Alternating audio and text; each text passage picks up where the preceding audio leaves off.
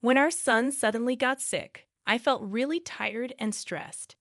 But instead of helping out, my husband, Nolan, just told me to take care of the house and our child.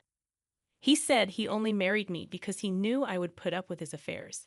He didn't seem to care that our son was sick. He was drinking beer while I watched in shock. Let me introduce myself. My name is Ruby, and I'm 33 years old. I met Nolan, who's 8 years older than me, on a dating service about 4 years ago. He's successful in his job, but he can be a bit arrogant. He's more outgoing than I am, and I liked that about him. He always praised me for being humble. After we moved in together, I tried hard to live up to his expectations. After dating for a year, Nolan asked me to marry him, and I said yes. He told me he would take care of the money, and he wanted me to manage the house. So I quit my job, and we had a big wedding. He moved into my apartment, and I focused on taking care of our home and him. I didn't mind, and I even stopped working to respect his wishes. My family was happy for us, and my friends were a bit jealous. From the outside, it seemed like we had a perfect marriage. Nolan was successful and handsome, and we had a cute son named Liam. But things started to change after our first anniversary.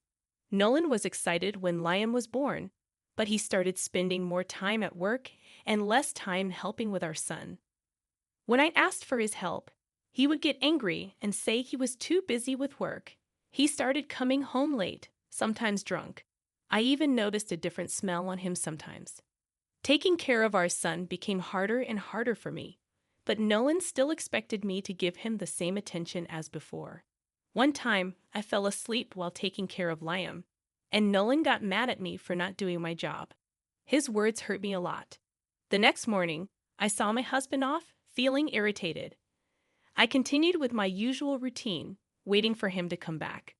But that evening, he came home early and brought up the topic of divorce. He said if I was unhappy, I should apologize sincerely and prove it. Thinking about Liam, I didn't want him to grow up without his dad, so I held back my tears and apologized. That evening, I cried more than I ever had before. Thinking about it later, the only comfort I had was seeing Liam sleeping peacefully. I tried harder to please my husband and take care of our son, but he still stayed out late. He would often remind me that if I wasn't happy, we could split up. I tried to adjust to this new situation, but the exhaustion from taking care of the house and dealing with our issues overwhelmed me. One day, I accidentally fell asleep next to Liam. I was woken up by his crying. Worried, I realized he had a fever, so I rushed him to the hospital. Luckily, it wasn't anything serious, but they suggested he stay overnight for observation. The nurse said I could go home to get some things while they watched over Liam. Reluctant to bother my husband at work, I finally called him, but he didn't answer. I left him a message, grabbed what I needed, and rushed back to the hospital. Liam stayed fussy all day. Finally falling asleep around 11 p.m., they prepared a small bed for me, but I couldn't rest or even use the bathroom. As I sipped on some hot cocoa from a vending machine, my phone buzzed. It was my husband, asking where I was. His sharp tone made me nervous. I explained that I was at the hospital with Liam, but he seemed more concerned about his dinner. I tried to keep calm, reminding him that I had left a note and there was food in the fridge. But he was upset that I wasn't at home to make dinner for him, saying it wasn't right for a man to cook. He told me to come home instead of staying at the hospital. I could hear the sound of a beer can opening in the background while he talked. Despite his words, he didn't mind going to the kitchen for a drink. He didn't mention anything about our son, and he wasn't planning to come and get me either. Anger bubbled up inside me as I listened to him start his nightly drinking routine. You want me to leave our son, who's not even a year old, alone here? It's still a hospital, even if it's just for tests. Doesn't it bother you? My voice rose higher than I meant it to, and he sighed in annoyance. Really getting brave because I can't see you. Keep acting like this, and I'll file for divorce. How do you think you'll manage on your own in this economy, with your background and education? It's your job to take care of the home and our kid. This happened because you're slacking off. Not this again. I couldn't hold back anymore. Balancing childcare and household duties had always been tough, but I had believed he truly cared about our family. I ignored his late nights, thinking he was doing it for us. Then I heard another beer can open on his side. Right after he took a sip, he exploded. Are you kidding me? Who do you think pays the bills here?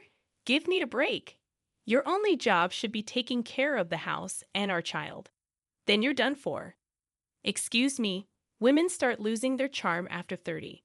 I won't stay with someone who's past their prime. It's only natural for a guy to want someone younger. I only settled for you because I knew you'd put up with affairs. I was speechless. His hurtful remarks, not entirely because of the alcohol, left me stunned. Then I heard him laugh mockingly. I don't want to be shackled to a family. I had enough to drink, and I'm not hungry. I'm heading to bed. I'll be out tomorrow, so don't call and bother me, okay? If you want to keep this marriage, think about where you stand here. Remember who's putting food on the table. Then he hung up on me. Something inside me broke. Suddenly, everything felt unreal. Seeing that he only viewed our marriage and child as conveniences, all the love I felt for him disappeared. My sadness quickly turned into rage. I couldn't bear that he didn't value our own son. I wasn't the submissive wife he thought he knew. I was determined to make him regret taking a mother for granted. The following day, while Liam was getting his tests done, I reached out to a private investigator. A couple of days later, with Liam thankfully in the clear, we headed home. Predictably, my husband wasn't there to welcome us, and he didn't react to my update about Liam's condition. He'd eventually stumbled home drunk at dawn. I greeted him softly at the door, saying, I've thought about where I stand. Fine, I won't hold it against you this time. Consider yourself lucky. He snorted and made a beeline for the bedroom, leaving a trail of clothes behind. When I picked up his shirt, I noticed what looked like makeup glitter. Suit yourself, I thought. Looking at the man who was just another middle-aged guy now, I started planning my next steps. A month passed, and I was jolted awake by the insistent ringing of the doorbell early one morning. Come on, open up. Why won't my key work? Your husband is back, the voice said. It sounded like Nolan was back from his 3-day trip. I had anticipated his return tonight, but he came back this morning instead. I had my suspicions about it being an actual business trip, but at this point, it was irrelevant. Squinting through my sleepiness, I called his number. Do you mind? It's early, and you're bugging the neighbors. The key is not working. Did Liam mess with it? This is what happens when you're not paying attention. The lock isn't broken, he said. What? That doesn't make sense. I swapped out the locks while you were away, I replied. Peering out from the upstairs window, I could see him standing there, looking completely lost. What on earth did you do without asking me? Who do you think runs this house? I'll divorce you. If you don't want that, then just unlock the door, he demanded. Oh, I've taken care of that, I said calmly. Taken care of what? The divorce. I filed the papers. We're officially strangers now. Hold on. What are you talking about? I never signed any paperwork. I see what you did. You filled it out yourself, huh? That's illegal, and it won't hold up in court. I couldn't help but smirk at his overconfident expression. You've forgotten, haven't you? Remember the time you first mentioned divorce? You brought home a filled-out form. What are you talking about? That's right. On that heart-wrenching day, you came home with a pre-filled divorce form. After my apology, you crumpled it and chucked it at me. I thought you threw it out. I kept it, thinking it might come in handy. In hindsight, I guess I always sensed this day would come. As I reminisced, he looked visibly shaken, mouth wide open. What about this house and our expenses?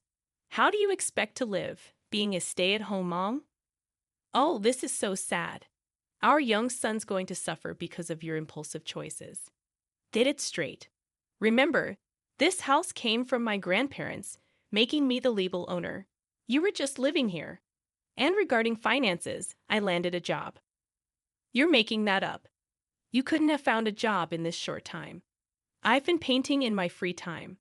You always told me not to go to bed before you, so I painted while waiting up for you. After posting my art online, a publisher got interested. Seriously, is that even possible? Maybe you're getting duped. Artists going viral isn't unheard of nowadays. It's a well-known publisher, I said, watching his reaction carefully. He looked shell-shocked, murmuring, "Is this even real?" It felt refreshing to hear him talk without the usual sarcasm or shouting. "Yeah, I'm all set for now. And on top of that—" "What?" He trailed off, clearly surprised. "There's the spousal support you'll be paying," I informed him.